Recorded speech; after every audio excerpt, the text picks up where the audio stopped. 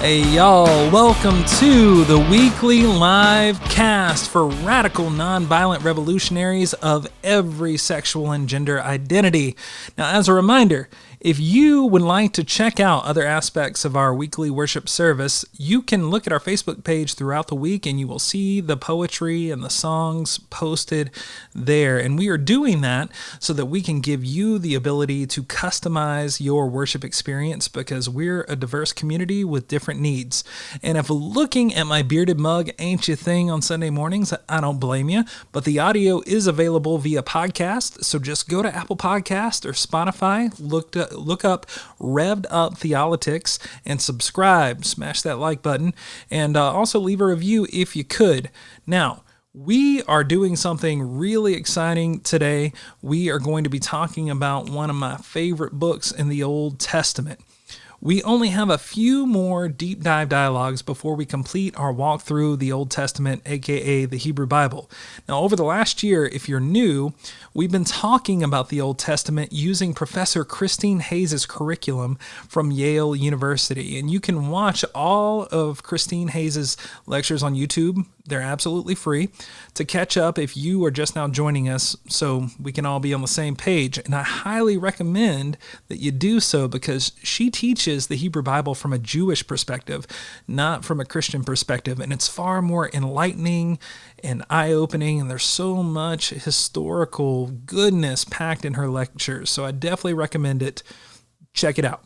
Now today, we are talking about Psalms. We are talking about the most widely read book of the Old Testament. You see it printed on gift cards and in gift shops at every hospital, and you see it all over the place in Hallmark greeting cards, all of that stuff.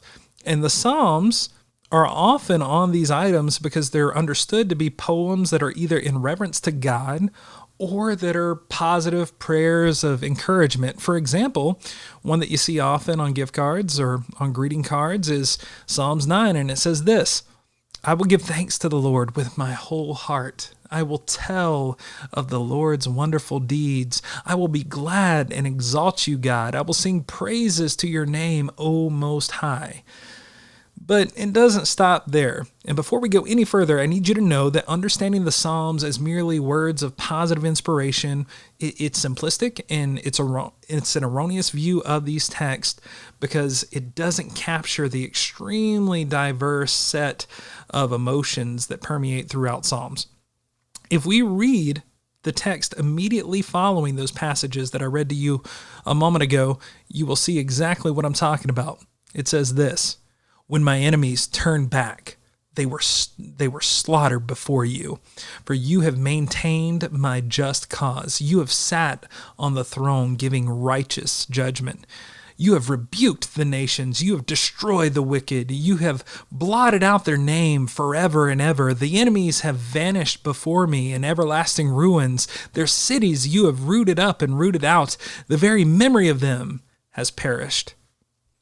Definitely a heartwarming set of passages there. I think Disney's going to do something with that and put it in a Pixar movie somehow. I'm just kidding. But it gets even worse, y'all, because another psalm says this: O Lord, punish my enemies. Because the day Jerusalem fell, my enemies shouted, completely destroy their city. So now I ask you, God, to tear down every building of theirs. Babylon, you are doomed. I pray the Lord's blessings on anyone that punishes you for what you did to us. May the Lord bless everyone who beats my enemies' heads against the rocks. Somebody mad. So here we see not the typically read Psalms of blessings, but a psalm of cursing.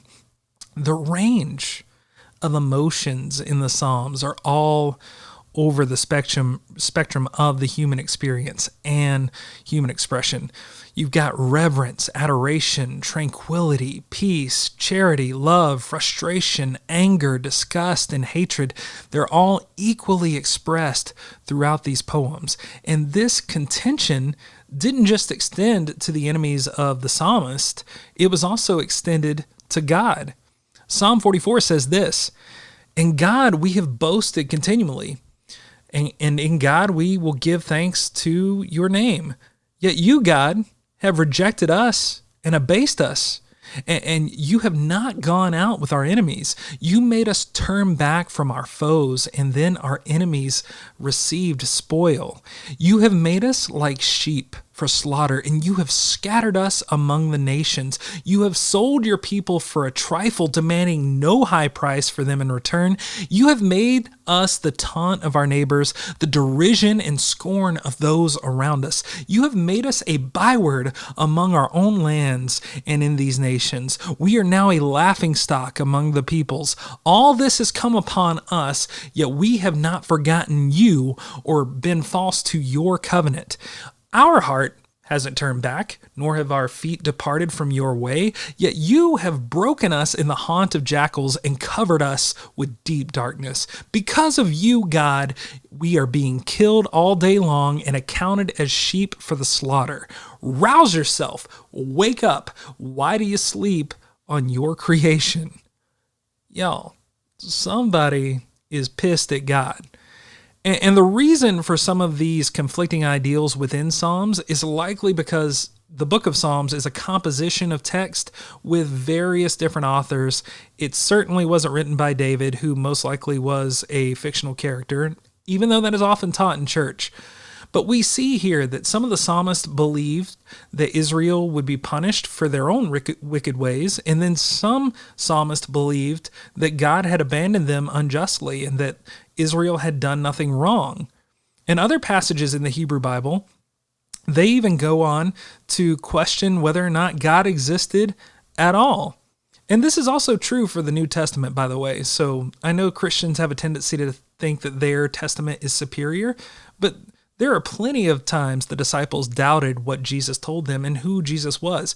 The point is, there is this breadth of the human experience that ranges vastly depending on what part of the Psalms and what part of the Scriptures you're actually reading from, and the church often ignores those texts.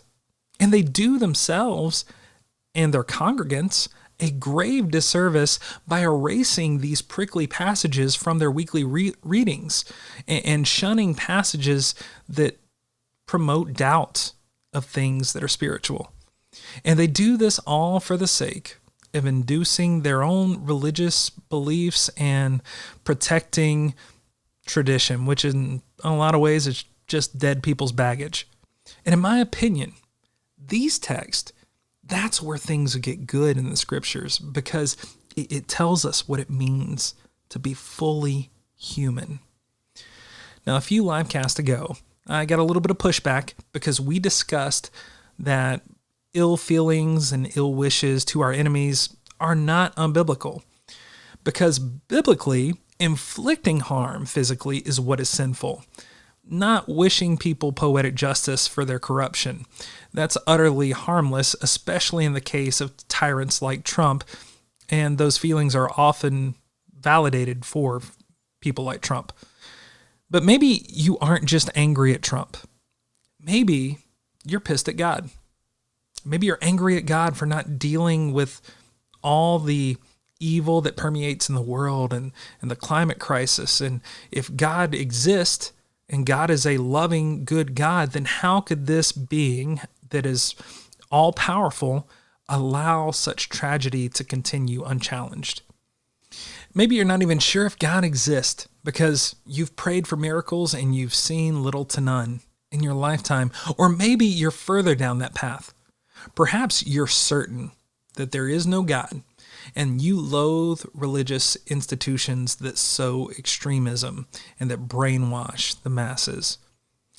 These questions and these topics, they're typically ignored by most congregations, and I don't understand why. But hypothetically, it makes no sense, because if there is a God that is above the cosmos, that is creator of all, that holds the universe in their metaphorical hands, then that God is certainly big enough to deal with our finite frustrations, our inquiries, and our doubts. Now, I personally feel that anger with injustice, even anger with God, and questioning the existence of God, that's where real spiritual growth begins. And that's where real liberation can occur. And it's amazing when I get to watch this process unfold in others, when I get to watch them become an ex-evangelical. It has been the highlight of my career to see congregants come out of their cocoon in our church.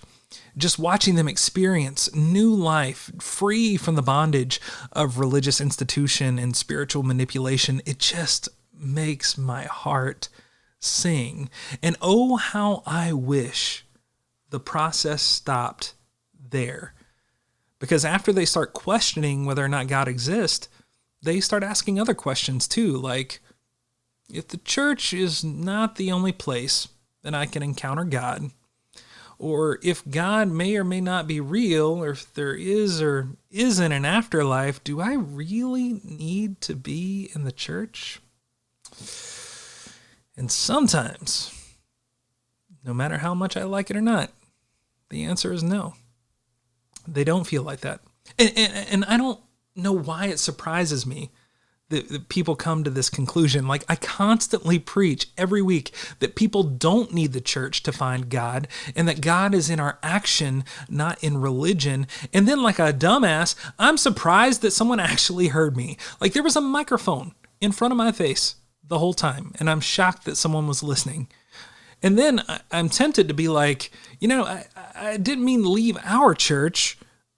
I meant leave their church. Don't stay with us, please. And, inevitably, some people feel like they've outgrown church. I joke with some of my staff members that our church is kind of like a hospice care for people that are dying from their religious beliefs. But if we truly want what's best for those people that feel like they need to leave, we can't hold on to them as they walk out the door. Because what matters isn't them staying in the pew. The rebirth of those that are deconstructing their faith, that has to be the point. It should have always been the point. Not growing our congregations. But when this happens, it's hard for it not to impact me personally. I begin to question my own calling. I begin to ask myself, like, if I am truly spiritually agnostic, and if I really don't hold any adoration for institution, and if no one on this dying earth pisses me off more than evangelicals, why am I even doing this? Why am I remaining to be a pastor if I'm not even sure if anything spiritual exists anymore? And I always come back to two answers. The first is this: someone has to fight the corruption of what the church has become, even if the battle is fruitless and pointless. Someone has to make a stand. One of my staff members sent me a photo of a meteor heading to Earth, and there was a comic strip below. And at the end of the comic strip, a little girl took her baseball bat and she climbed a mountain, and as the meteor was breaking the atmosphere, she stood ready to try her damnedest to knock it back into space. And I felt that image so hard, because even though the fight might be pointless, it doesn't mean the fight isn't worth having. And the other answer I come back to is this: I remain a Christian because I believe that these narratives and these stories, they have power. I mean, I may not believe that they're literally true anymore, but I believe these tales have the potential for tremendous influence if these ethics and moral teachings that are in the scriptures can actually be applied to societal rule and to our governing policies. That is what keeps bringing me back to the Christian faith. Not the certainty about anything spiritual. It's about the assurance of the practical teachings that they will bring justice for all people if we can just apply these truths.